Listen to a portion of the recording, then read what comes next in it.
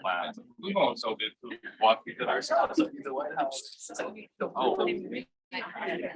Yeah.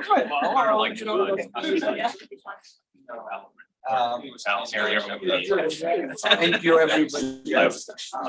If we can just take our seats since we don't have a whole lot of time. Please, yeah, help yourself. Know all the class. Chris, And starting. yeah. Okay, thank you all very, very much for coming. It's wonderful to be in this new campus. Where technology is working very well, other than it's not like the last one.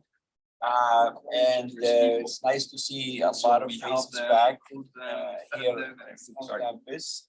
We have an interesting event today. It is about transnational crimes, human trafficking, which is a global issue around the world. Most regions in the world have dealt with that to some extent or another, but right now, it's the focus seems to be on the Mediterranean lake rather than a sea from both sides of the Mediterranean. We have with us distinguished speakers, but my colleague Andrea in Geneva, with the Middle East Institute of Geneva, is going to do the introductions. For me right now, just welcome you, tell you the program. I'm going to give it to Andrea to set the stage and introduce our speakers. And then each one, Alissa, my colleague and dear friend, will speak for 10 minutes. Mr. Belbeisi will also speak for 10 minutes. And then we'll open it for a discussion and a dialogue. We don't have a lot of time, so we need to stick to the timing. Is that okay, Andrea? You're the one who told me I need to stop speaking very quickly. So it's all with you. Okay, thank you very much, Hafed. It's a great pleasure to be connected with you.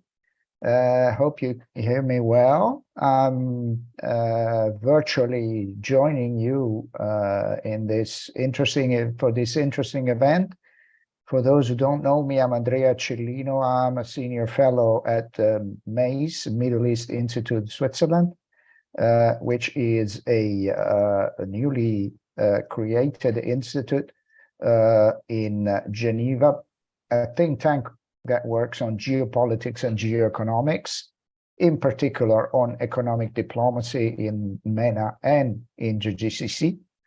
And we're happy to partner with SAIS North Africa Initiative for this roundtable.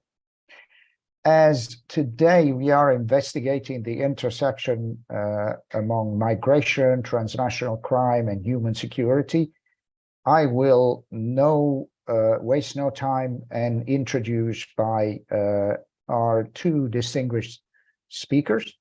The first one is Mr. Othman Belbeisi, who is the Regional Director for Middle East and North Africa of IOM, based in Cairo, Egypt. Mr. Belbeisi is in this appointment since November 22 and has been serving as a regional advisor for Middle East and North Africa within the executive office. And he has previously been posted also in Libya as chief of mission. The other one is Alissa Pavia, a good friend and the associate director of the Atlantic Council's North Africa program. She is responsible for the research in North Africa, research and analysis, and expanding the program's reach with like-minded centers such as MEIS, foundations, and government agency. I should recall that Ms. Pavia has worked at the NATO Parliamentary Assembly in Brussels previously. I will remind both of our speakers that you will have 10 minutes for your presentations. And Mr. Belbeisi, you have the floor. Thank you very much for the opportunity and for this invitation.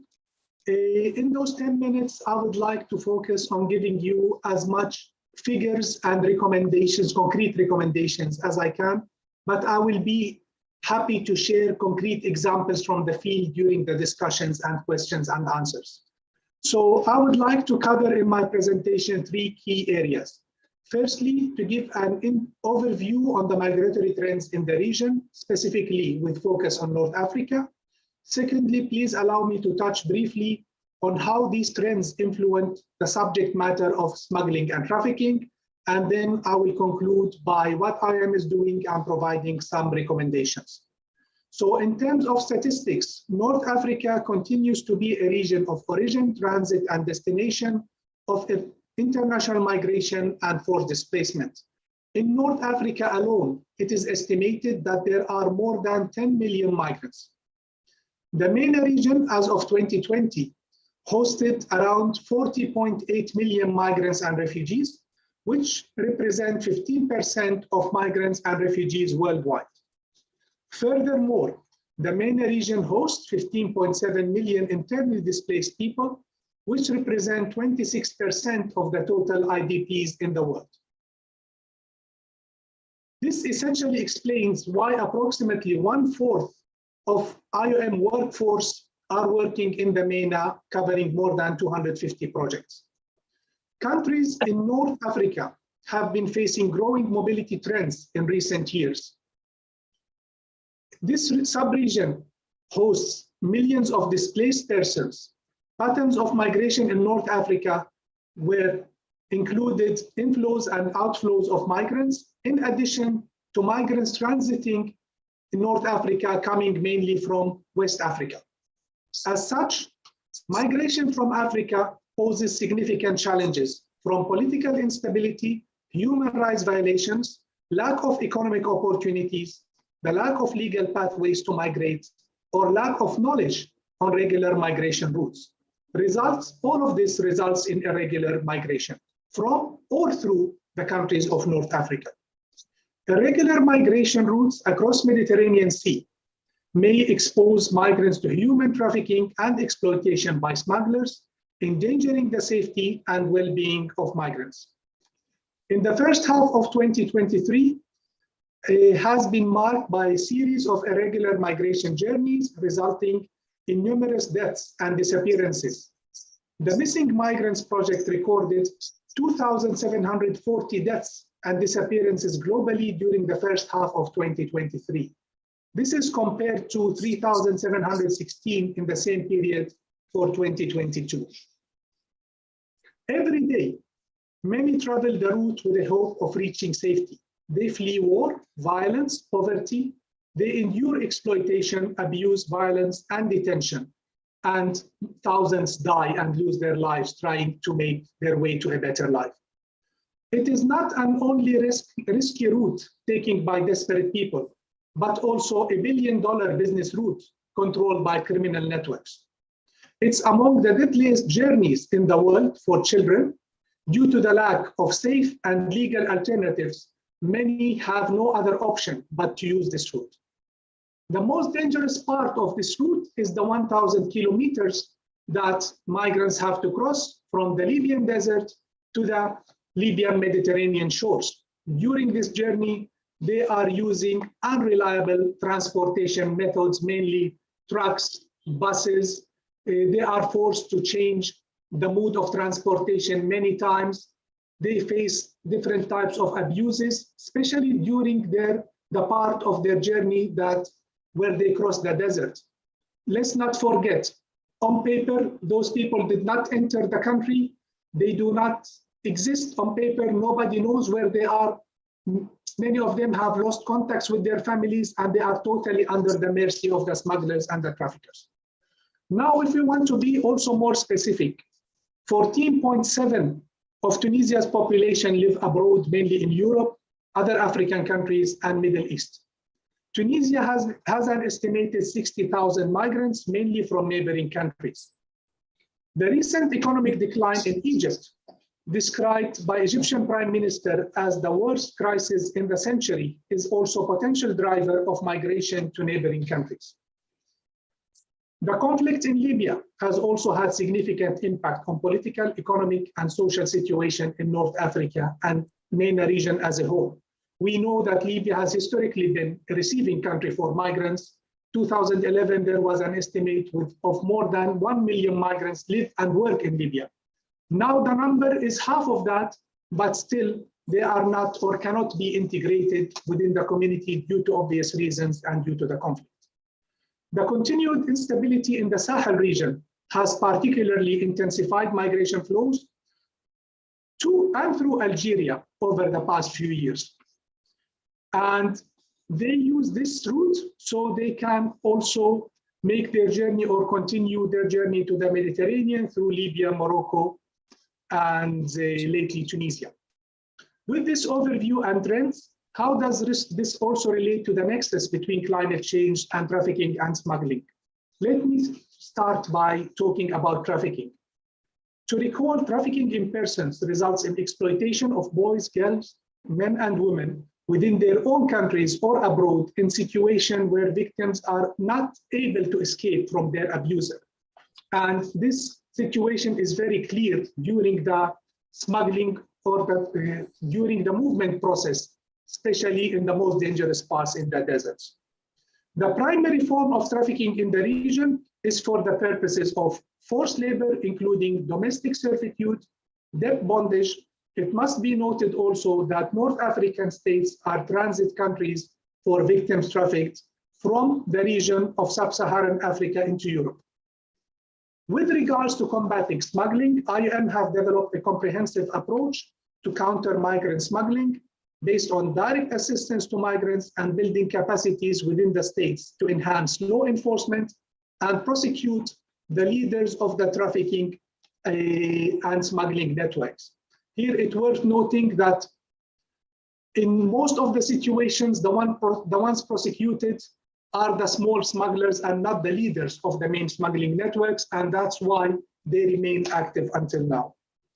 Also, this approach provides protection and assistance to smuggled migrants, addresses the root causes of migrant smuggling, enhance state capacity to disrupt activities of migrant smugglers, and finally, promote research and data collection on migrant smuggling.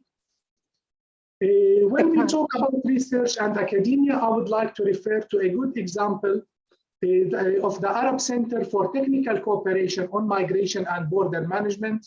This newly established center is a cooperation between IOM and the Naif University for Security Sciences based in Saudi Arabia. This center will provide training and guidance for law enforcement officers in the topics of border management and migration management, and will benefit all the Arab states that are members of this university.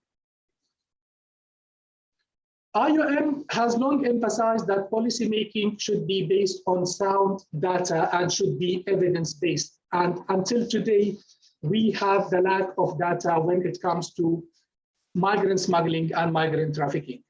We need to recognize that the adverse effects of climate change are increasingly becoming direct or indirect mobility drivers in the region, and we may see increasing numbers of people on the move, especially after the devastating natural disasters we have witnessed lately in Northern Africa.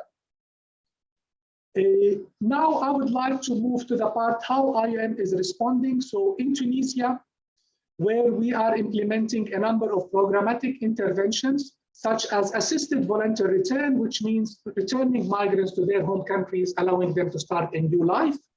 We have capacity building for migration officials, border management programs, direct assistance on counter trafficking and counter smuggling activities. We do the same in Morocco, and in Libya, we have a diversified portfolio that also includes what we call community stabilization, which is working with the local communities to provide job opportunities other than smuggling and trafficking for the local communities. In conclusion, what IOM advocates for, and here very few points: capacity building on migration governance. We need to support alternatives to irregular migration and sustain livelihood opportunities. So here when we talk, we understand and recognize that people taking those dangerous journeys have no other option. What are their chances if they go to an embassy to apply for a visa? Almost close to zero. What are their chances back home? What do they have to leave behind? What do they lose if they take this journey? So this always needs to be taken into consideration. And without regular and legal pathways, people will decide to take the risk. Finally, innovation, adapting and implementing the use of technology is very important. And I would like to end with what we mentioned earlier. Prosecution must be targeted to the heads of criminal networks and not to the migrants, because through the journey, we realized that the migrants are the ones being detained and tortured. On the trafficking part, we realized that many victims of trafficking decide to drop their cases, even in countries that have laws to protect them, due to the very long legal process that they have to go through. And in the middle of the way, many times they drop their case in order to return home or to resume their life. So I will stop here and I will welcome questions later. Thank you very much. Thank you. Thank you very much. Thank you very much, sir. So with no further ado, I now give the floor to Alissa Pavia. Please, Alissa, you have the floor. Thank you, everyone. Thank you, Hafed, for hosting this discussion. Thank you, Mr. Belbeisi, for your remarks. And also, I wanted to thank Andrea. Can you hear us? Can everyone hear me? Okay. Everyone can hear me. Okay, great. I don't have a microphone. I'll try to speak loudly so that everyone can hear me. Big Brother is bugging the whole room, so we're okay. I also wanted to start by, providing my heartfelt condolences to the people in Morocco and Libya that are currently undergoing terrible devastation after the extreme earthquakes and floods that have affected the area. We know that up to, I think, around 11,000 people are displaced or thought dead in Libya. In Morocco is about 3,000 to 5,000 people that are reported dead. So it is really a terrible tragedy. Incidentally, the IOM just published today a report saying that in the last week, there are over 43,000 displaced in the eastern part of Libya where the where the floods happened. This is just internal displacement. Yeah, and it's sad to see that the reason why North Africa is again in the limelight is because of this terrible devastation. And another thing that I wanted to point out to today is that, today, I don't know how many of you focus on Italy or look at migration patterns going to Italy, but right now Italy is affected by a very big uptake of migrants reaching Italian shores. And so this is having a very dire effect on the narratives and what is happening inside of Italy. So I just recently watched Prime Minister Meloni's speech at the UN General Assembly. I have to say I was quite saddened to see her speech because not only did nowhere in the speech did she say anything about the catastrophes that have struck North Africa, but she again, pointed the finger to migration as being Italy's biggest challenge, and so fracturing the country on this issue and creating these narratives of what I believe are hateful narratives towards migrants that are seeking, better place and a better future. So that was just to put into context what we're talking about today and what is happening nowadays in, let's say global politics. And going back to the actual topics of discussion today, I wanted also to, my main point of focus today would be to look at the problem of migration and human trafficking, but also to challenge the premise that to fight or to stem migration flows, we need to crack down on human traffickers, right? So we see this more and more in the narrative in Europe that human trafficking is the biggest problem, and that the traffickers themselves are the ones that are driving migration or that are facilitating migration, illegal migration towards Southern Europe. We've seen this mostly in the last decade or 15 years, mostly. But it's mostly like a new phenomenon that to find, let's say, to point the finger at the human traffickers. But what I argue is that in the past 5 to 10 years, if not more, North African leaders have actually engaged they themselves in criminal activity or activities that we can deem as illegitimate and illegal under international norms, and that by scapegoating the criminal networks that I'm not saying don't have a fault or don't exist, but then by scapegoating them and then working alongside North African governments, and in some cases, well, most cases, dictators, we're actually facilitating human rights abuses and an influx of migration, right? So why do I say? So I'm going to look at 3 cases specifically, and I'm going to explain about Libya, Tunisia, and Morocco. And yeah, so going back to the premise, my fear is that by continuously pointing the finger at the human traffickers, we are creating, or Europe, the West, let's say, it's creating an invisible sort of target, right, that it can use to then scapegoat and to then promote or find solutions that are then actually not or are counterproductive to solving the issue of migration. So what do I mean when I say criminal-like manner, right? It's always difficult to pinpoint or to point the finger at a state and then describe it as having a criminal activity. First and foremost, because states are governed by international law and not by domestic law. And so the concept of criminality is mostly associated with domestic politics, right? So it is more difficult to associate to a state a behavior of criminality, but in the cases that I will talk about, there is where I describe a criminal-like manner is when certain states or certain governments, let's say, use the issue of migration or migrants as a way to extort something from European countries or other countries that they are engaged with. And this is nothing new for North Africa, because we know that Gaddafi, for many years, was maybe the first promoter of this kind of behavior, where he oftentimes, extorted European countries or used migrants as a bargaining chip or blackmailing tool to get something from Europe. And this is because he understood very well what Libya was at the time, which was, as Mr. Belbeisi explained earlier, it's a place of transit.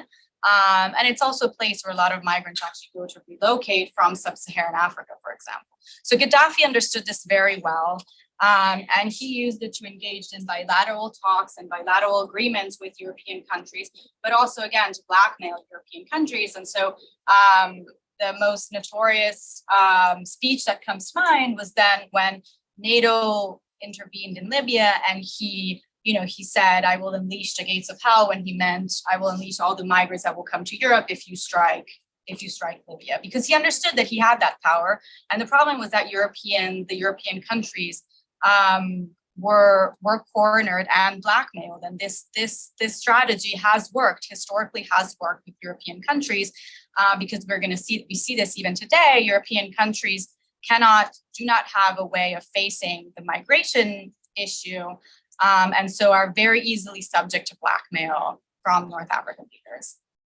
So let's look at the different case studies that I want to bring, and the first one is that of Libya. So I don't know how many of you are familiar with the Libya case. Hafed is definitely the expert here on Libya, so I'll let you probably later on explain a bit better. But Libya is today divided into 2 countries or sections, sorry, not countries, sections or regions. I don't know how can we describe them, but it's divided into 2, the West and the East. The West is governed by Prime Minister Dbeibeh, who is internationally recognized. And on the East, there's Khalifa Haftar, who's known for being a warlord. And in theory, not recognized internationally. However, certain countries, European countries, and the US itself have engaged with Khalifa Haftar, thus giving him that legitimacy that he is looking for. So the country is divided into 2, and the way it's governed or ungoverned, let's say, by these 2 factions, but also in what my colleague at the Atlantic Council often describes as a mafia-like state, where there are many groups, criminal networks that basically govern and take the place of the state, right? And then are governing in a state-like manner the country. And in this case, so what we see is that it becomes very difficult to discern who is the governor and who is the criminal in many circumstances when it comes to Libya. So if we take the example of Saddam Haftar, who is the son of Khalifa Haftar, who was governing in the East, he is actually head of many criminal networks. But at the same time, he's also the person that we as Europeans or Americans are engaging with to fight the criminal networks. So once again, it becomes difficult to discern who is the criminal and who is the state.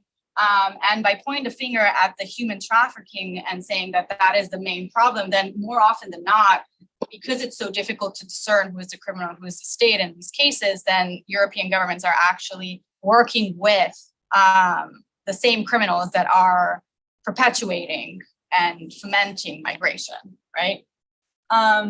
If we look at the Tunisia case, Tunisia is unfortunately undergoing a democratic backsliding right now with the current president, dictator Kais Saied, who as of July 2021, he has been unraveling what we know as to be 10 years of democratic transition that happened from the Arab uprising until today.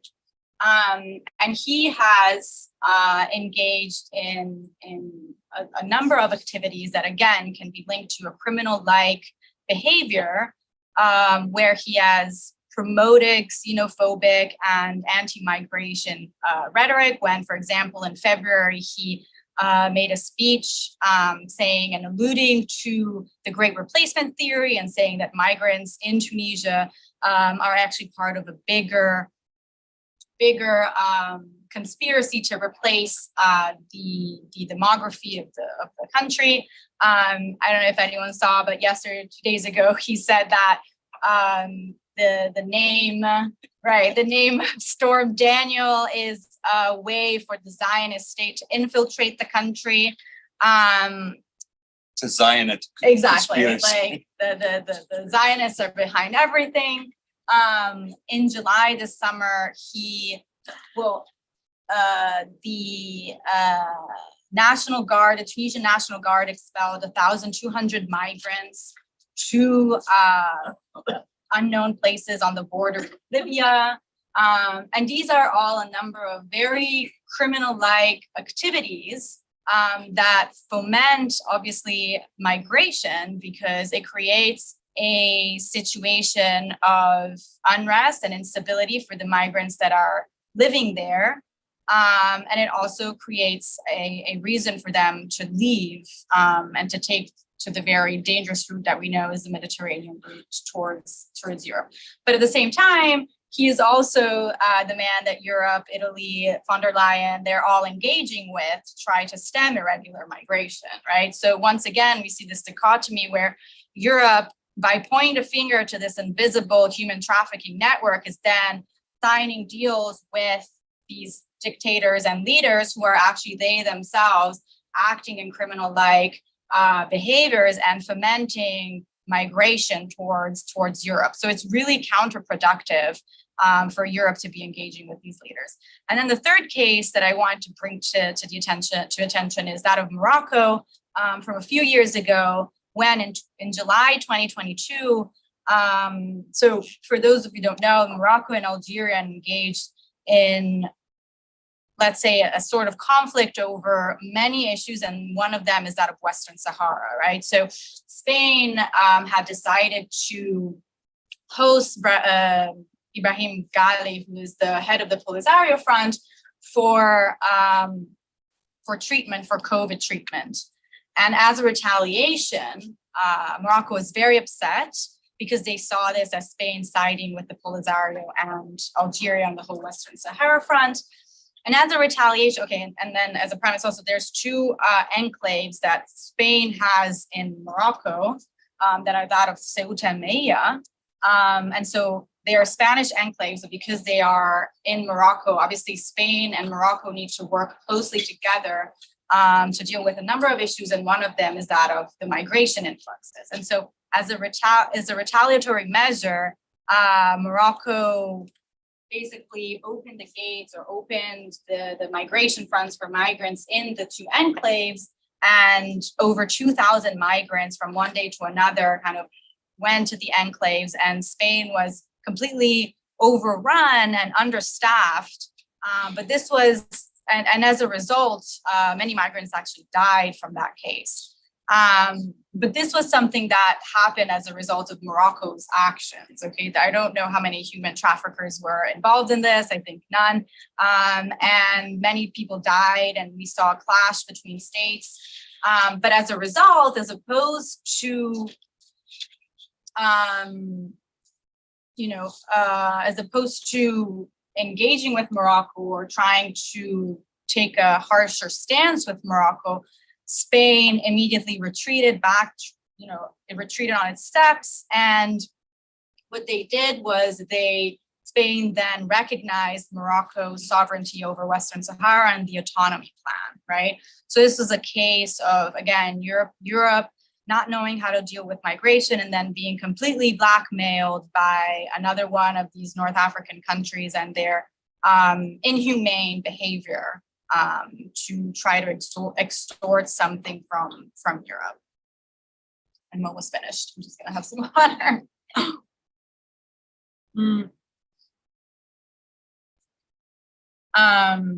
So I'm gonna stop there for now. I have some more food for thought later, but what I'm trying to say is that by targeting human traffickers and the concept of human trafficking, I think that European countries are actually not looking at the real problem, which is that in many cases, North African countries are using migration and the migration issue as a tool to blackmail.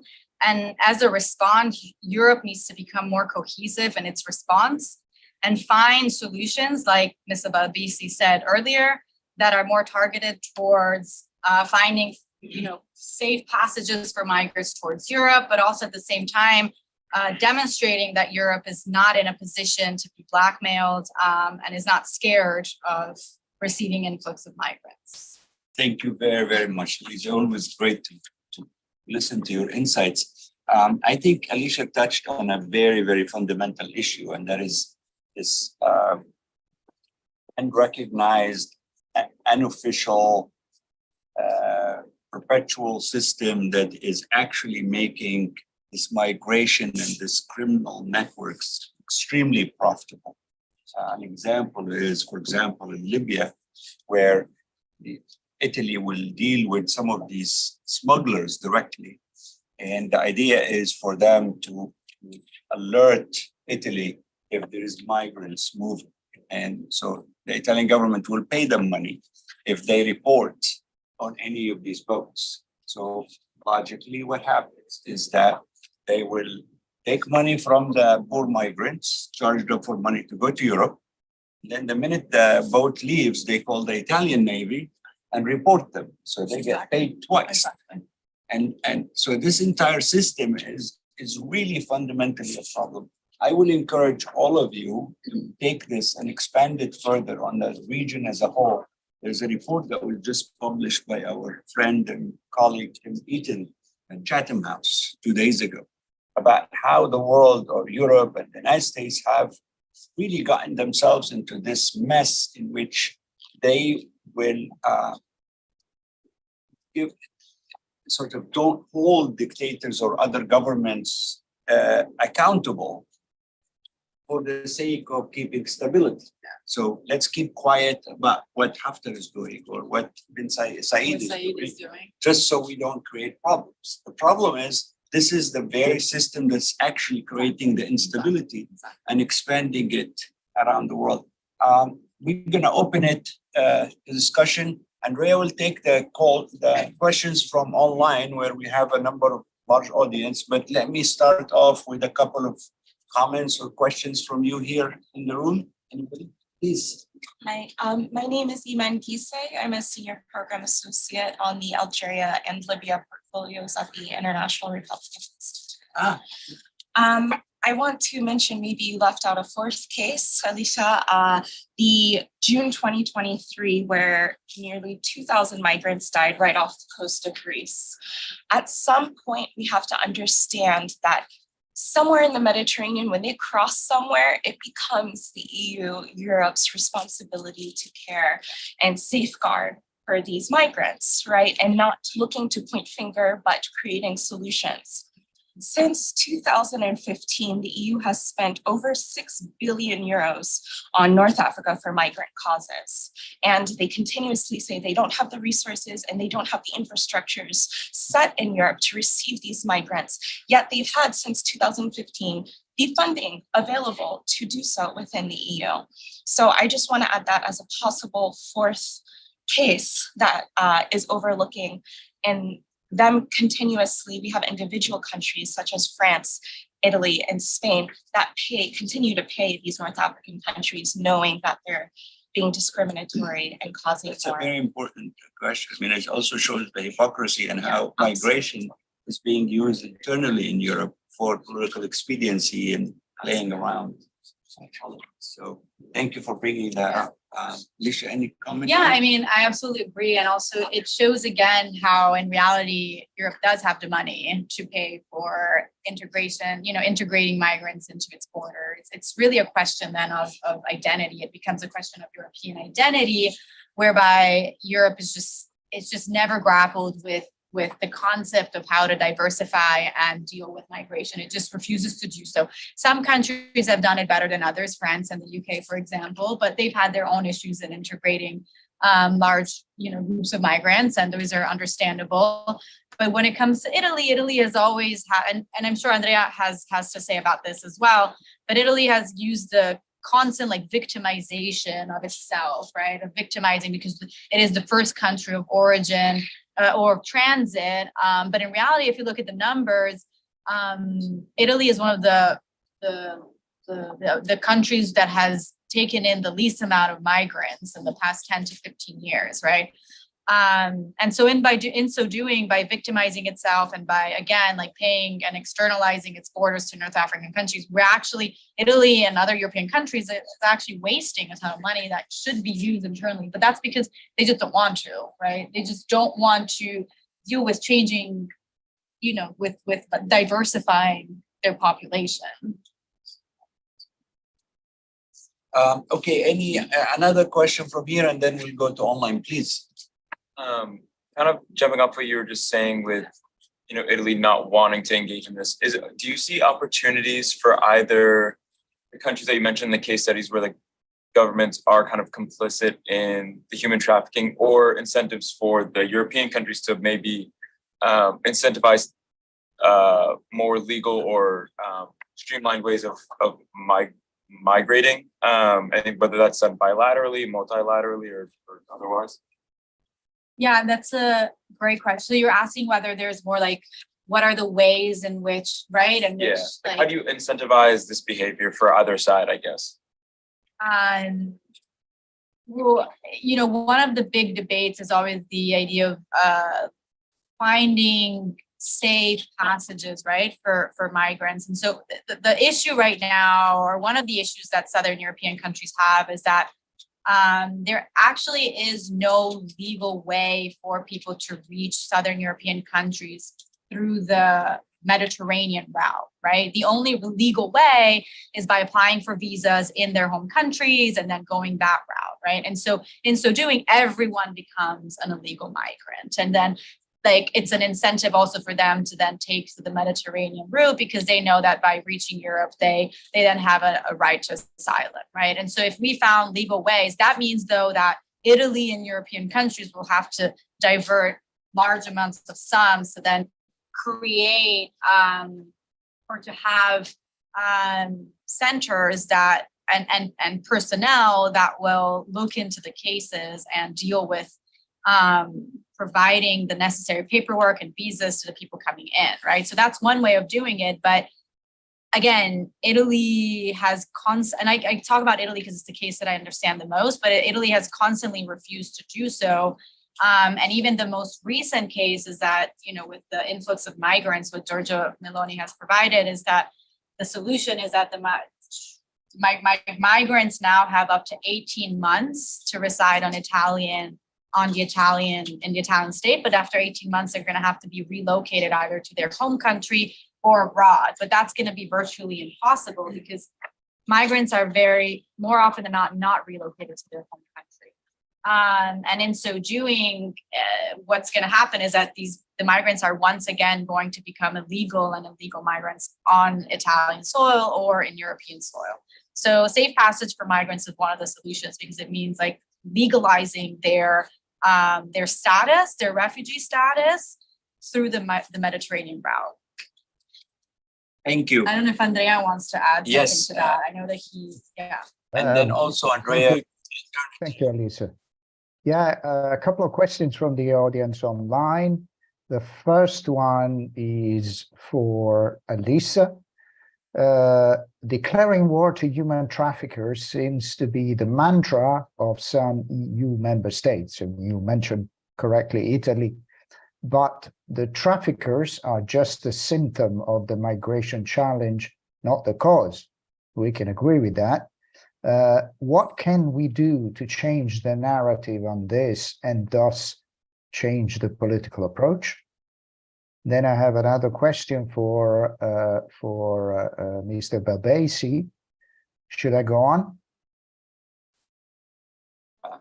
The question for let's take this one. Yes, please go ahead, Lisa. Okay, what can we do to change the narrative? But also, Andrea, since you're Italian and you work on these issues, I'd love to hear your take on these issues. I think one of the things that we're noticing, for example, in Italy, is that there's a very low birth rate.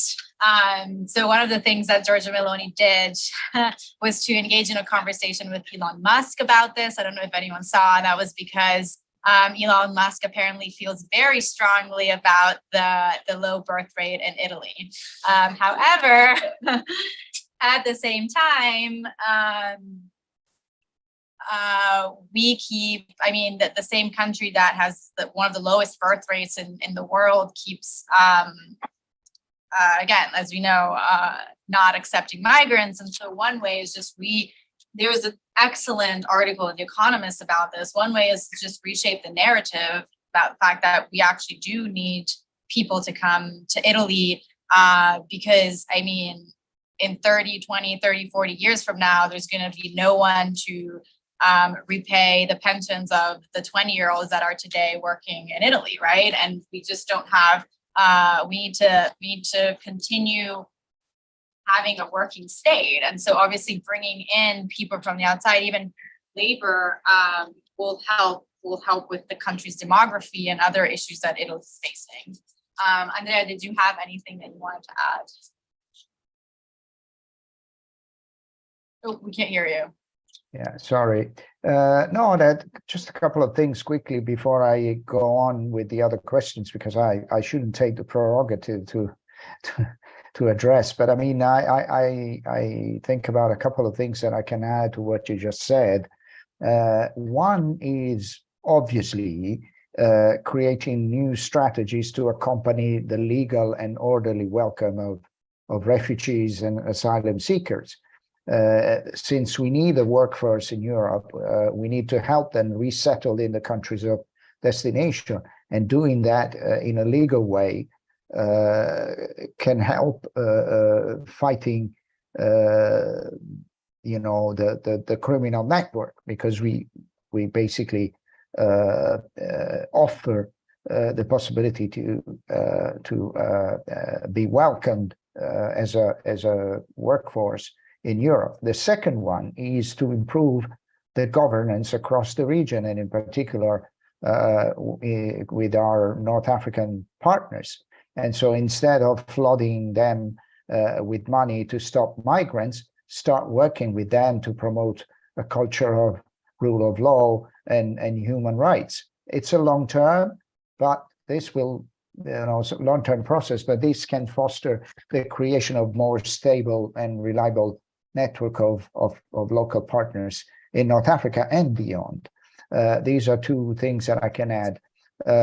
Coming to the questions for our IOM colleague. Can I go on with the question? Yes. Yes, please. Can you hear me, Othman? I hear you well. Can you hear me? Okay. The question for you is the recent floods in Libya, as well as other catastrophic environmental disasters, are going to add pressure to mechanisms designed to deal with migration. Also, the increased role of criminal networks, which you have addressed, will be exploiting this situation. What is the IOM doing to coordinate with the EU and North Africa governments to coordinate responses? Okay, thank you very much. First, if you allow me just a couple of points on the previous question, because when we talk about the relationships between states, it's not limited to migration. So we talk about political, economic, military cooperation. And that's why you realize that cooperation continues, finances are being provided to countries because there is the state interest when we talk about the Mediterranean. You can't hear me? Othman, so, yeah, sorry to interrupt, but the voice is coming really very badly from your side. I think your connection is not, it's losing some of its width, but if I may just, can you try again? Is it better now? Still, it's Sorry for that. very choppy. I can hear him well.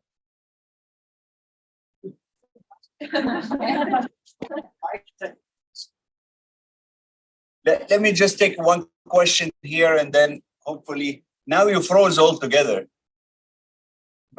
Okay, any other questions from here quickly? Please. Hi, I have a question about, in general, I feel like when we talk about this whole blackmailing, I mean, the main problem is basically that European states get blackmailed because they perceive migration as a threat and not as human beings or opportunity or whatever. So what are discussions currently to change this framing of migration within EU states and like what to do there? Yeah, I mean, again, framing the narrative, I think, is one of the biggest issues. I think one of the things that Europe needs to start looking at is that by continuously framing this narrative as a threat and as an emergency issue to European soils, A, Europe is kind of engaging in a self-fulfilling prophecy, but B, Europe is also giving into that exact narrative that countries like China and Russia are nowadays using to point as to why democracy is failing, whereas, you know, other forms of government like authoritarianism is actually the best form of government and governance in the world. And the reason why I say this, right, we know that we're engaged in this great power competition, as you can say, from, you know, Russia and China on the one hand and the United States on the other. And, you know, in this great power competition, very much like during the war, there is also an ideological component to this, right? And within this component, China and Russia keep kind of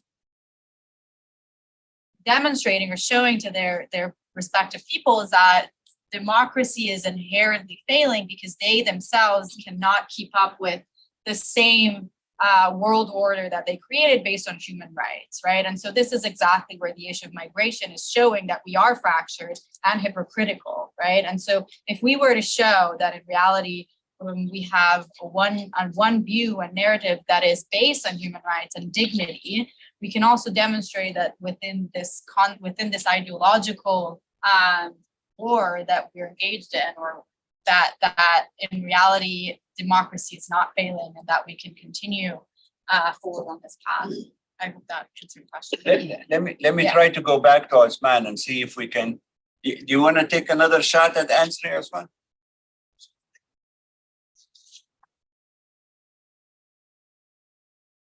Can you hear me? Apologies, do you hear me now? Is it better?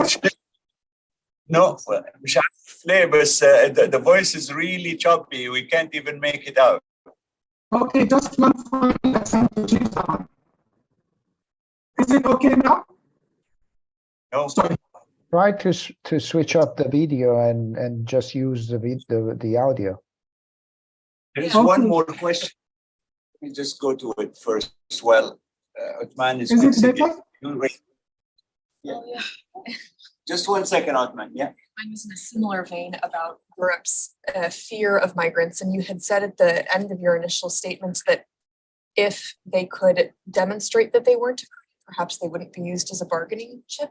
And I just wonder, do you think there is a possibility that Europe could accept thousands and thousands of migrants and not experience adverse effects? Because to some degree they provide labor, but they also incur costs on the states. And Absolutely. as much as we want to Absolutely. be welcoming, Yeah. how realistic do you think Yeah, that yeah, of shift course. is? I mean, no, that's a great question. And the thing is that it's not that it's not that when you advocate for accepting more migrants, the idea is, opening up to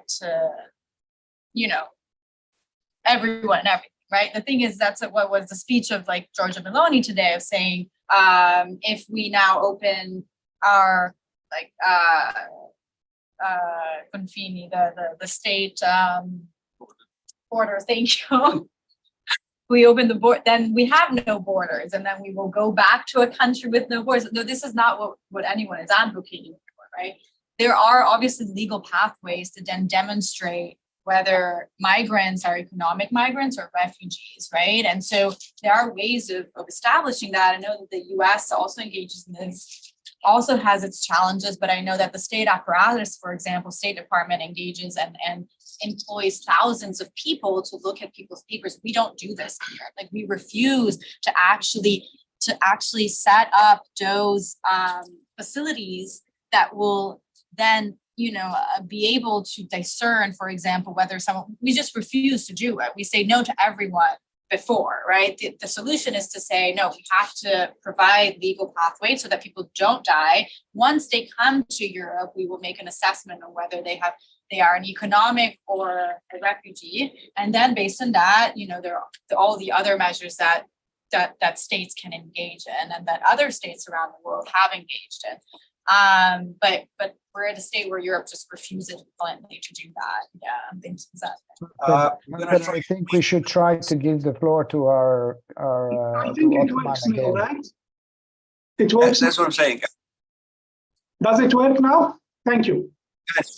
Okay, please. Colleagues, I sincerely apologize for this technical issue. If you allow me just few points. So when we talk about the relationship between states, it's not only limited to migration. That's why this cooperation continues, because there is the political, economic, and military interest and the long history between North Africa and Europe. Another point to mention, which is a reality, the majority of migration happens within Africa, within the continent. So not everyone in Africa wants to arrive in Europe. And just to put things in perspective, with a continent that have hundreds of millions of people, only 150,000 are arriving to another continent with 500 plus million of people. So just to put the things in context to show the size of the crisis and not to be driven into the panic mood where there is a real crisis. The real crisis is for those people who are dying and losing their lives in the sea because of the limited opportunities. We have seen some development now, so there are partnership agreements. There are some advancement in the legal pathways between a number of European countries and mainly North Africa. We have seen also agreements on circular migration when we talk about the agriculture or the harvest season in Italy. There are agreements now where people can go participate in the harvest and return back to their home country. Back to the question about Libya, I would like just to mention that definitely the main now focus is to respond to the crisis and try to save lives. But in the meantime, we continue being engaged with the Libyan border guards by training them and providing them with equipment. We provide a lot of trainings and equipment to the Libyan coast guards to be able to at least do the life-saving part, not the interception part, but to make sure that they can save lives and bring back people in distress to, I would say, not safety, because we don't consider Libya as a safe port of return, but at least they can do some life-saving activities, especially if the operation is very close to the Libyan shores. We also do a very important program called voluntary return and reintegration. For those migrants who find themselves stranded in a transit country with no means to go back home, IOM will help them with the support of their embassies to issue them travel documents. We return them back home in coordination with the authorities in the country where they are in. We waive any penalties or any payments that they have to make in order to leave the country. Once they arrive home, we target them with what we call reintegration programs. So we help them to establish their own businesses. We help them to enroll in universities, schools, or study programs so they have a sustainable income and they do not have to repeat this journey again. Thank you. Okay, Andrea, do you want to say a few words at the end, since we are already now exactly 1 hour, and then I'll conclude the session. I mean, I don't think there will be so many things to add, and I can see the room for having another 100 of these discussions, and we won't find a solution. I will just add 2 points to what I've already said before, that in addition to the ones related to mechanisms to welcome migrants legally and improving the governance in North Africa, there is a need for addressing the root causes, as someone has already said, promoting development, addressing droughts and water scarcity, which can accompany agricultural development. And these are all strategies that should be addressed in coordination by the international community and international organizations like IOM. Some have already been launched, but of course, the key, in my view, would be to work with reliable southern partners. And so there needs to be a real investment in trying to address the problems of governance across the region. And I will stop there. Thank you, Hafed, and thank you everyone for this interesting discussion. Thank you very, very much. My just 1 cent at the end of this is that migration is a part of human history. Nobody's going to stop, period. The narrative that it is a problem is the wrong way of approaching this. The question is, and as Othman mentioned, is let's put things in perspective. Africa is now almost 1 billion people. Having 100, 200, 300,000 trying to migrate is insignificant. The fact that a lot of governments in Europe and in North Africa are using it for political ends is where the problem is. People throughout history moved with the opportunities, with safety, wherever it is. And that's not going to change. Today, out of all the economic factors, we allow money to travel anywhere it wants. We allow trade of goods to go anywhere. However, the third and the most important factor in economic productivity, labor, is the one that we're trying to stop. And the reason for it is entirely political.